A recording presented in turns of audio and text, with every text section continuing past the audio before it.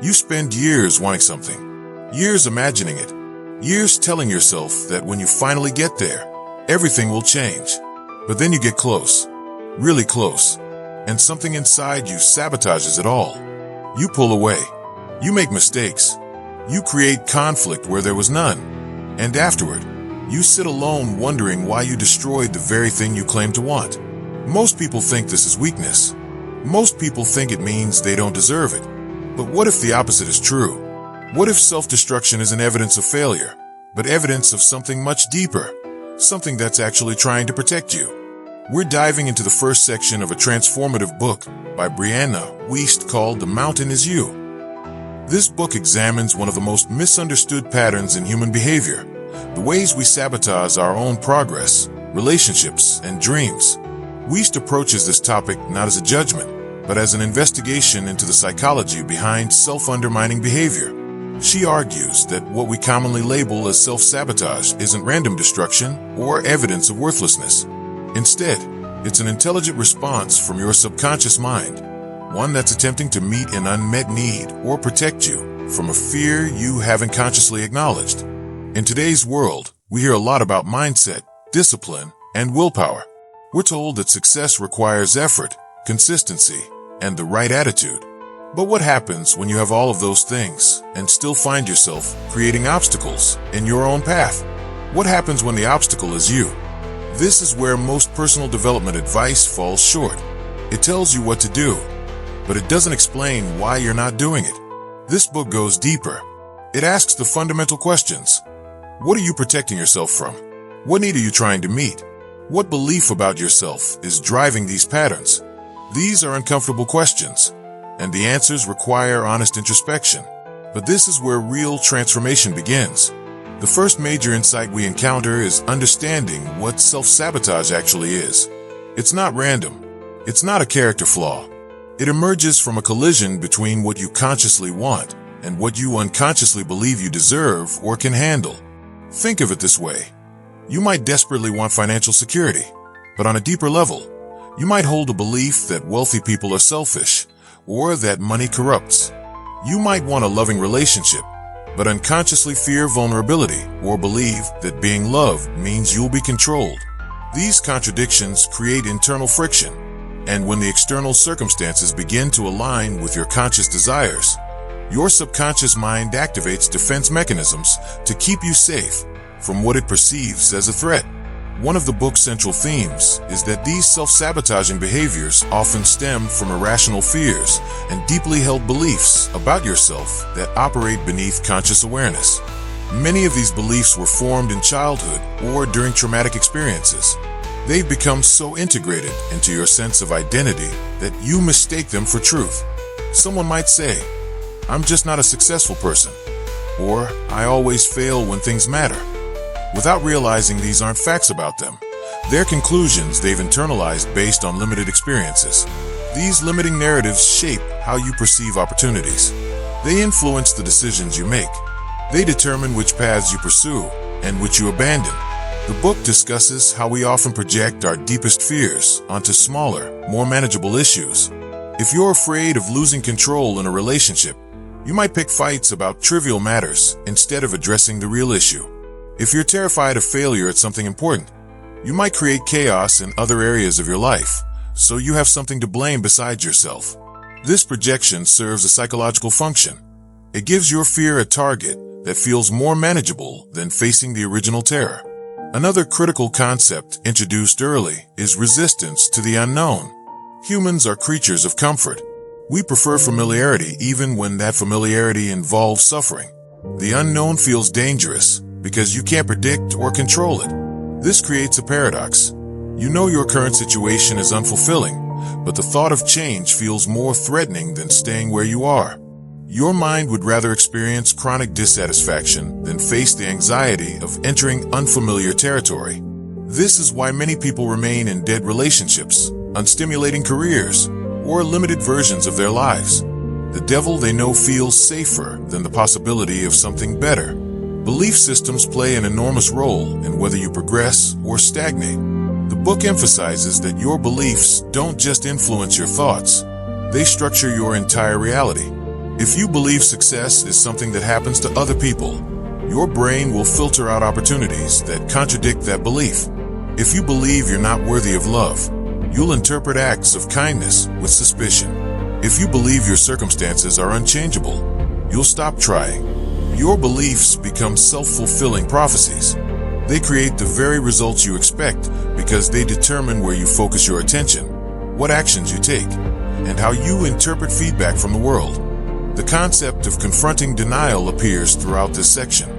Many people live in a state of low-level dissatisfaction while refusing to fully acknowledge how unhappy they are. They make excuses. They minimize their pain. They tell themselves that things could be worse. But according to this framework, true change rarely begins with a positive insight. It begins with clarity about how bad things really are. It begins when you stop pretending and start admitting the truth. This situation is not acceptable. This relationship is not serving me. This career path is not aligned with who I want to be. This version of myself is not the one I choose. This moment of clear-eyed acknowledgement, while painful, is actually the first step toward transformation. The book introduces the concept of rock bottom as a potential turning point. Rock bottom is often discussed negatively, as if it's something to avoid. But Wiest presents it as a catalyst. When you reach the point where continuing as you have been becomes more unbearable than changing, something shifts. The desire to stay the same finally loses its power over you. The familiar pain no longer feels preferable to the unknown alternative.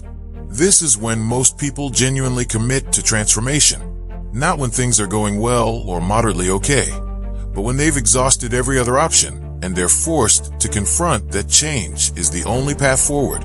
Comfort and change exist in attention. People generally remain in dysfunctional patterns until the discomfort of their current reality exceeds the discomfort of changing. This is crucial to understand because it reframes change not as something you do because you're motivated, but as something you do because you've become more afraid of staying than of moving. The book suggests that in order to accelerate this process, you need to become conscious of how your current patterns are affecting you. You need to allow yourself to feel the anger, the sadness, the frustration. These emotions are often suppressed because feeling them intensely seems overwhelming. But these emotions contain important information.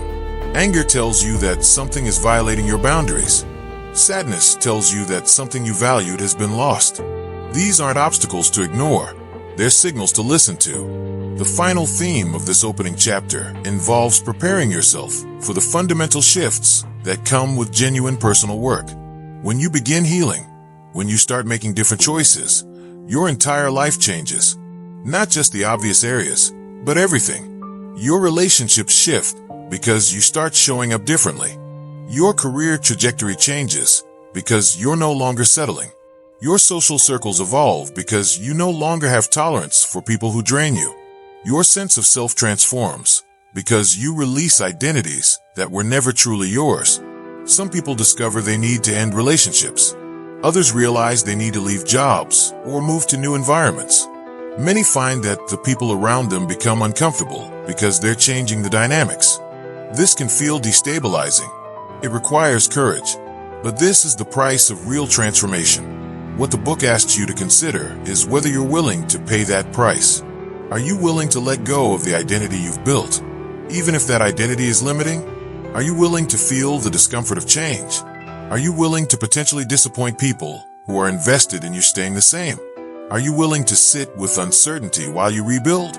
These aren't rhetorical questions. They require honest answers. Because if the answer is no, if you're not actually willing to change, then no amount of reading, studying, or understanding will matter. Change begins with consent. You have to genuinely want it more than you want the safety of your current patterns. One of the quietest but most powerful insights in this opening section is that you are the obstacle, not your circumstances, not your past, not other people. You, your beliefs about what's possible, your fear of what you might become, your attachment to the familiar, your resistance to admitting how unhappy you are, your unwillingness to let go. This is difficult to accept because it means you can't fully blame external factors.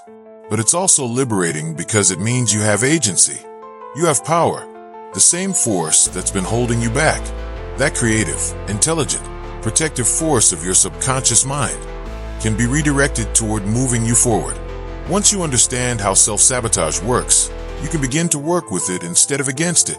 The chapter invites you into a fundamental reorientation of how you see yourself and your struggles. It suggests that the behaviors you've been judging as weakness or failure are actually your psyche's attempt to keep you safe. Your self-sabotage is not your enemy. It's misguided protection. And once you understand what it's protecting you from, you can address the real issue. You can provide yourself with the actual safety, security, validation, or control you're seeking through self-destructive means. You can begin to trust yourself again. You can start climbing toward the version of your life you actually want. This is not a quick or easy process. It requires psychological exploration. It requires emotional honesty. It requires sitting with discomfort without immediately trying to fix it. It requires releasing old narratives about who you are and what you're capable of. But this is the work that actually matters. This is what creates lasting change. Not motivation, not discipline, not another goal-setting framework, but understanding. Understanding the deep structures that drive your behavior. Understanding the fears beneath your self-sabotage. Understanding that you are not broken. You're responding intelligently to beliefs and experiences that formed long before you had the power to question them. And now that you do have that power, you can choose something different.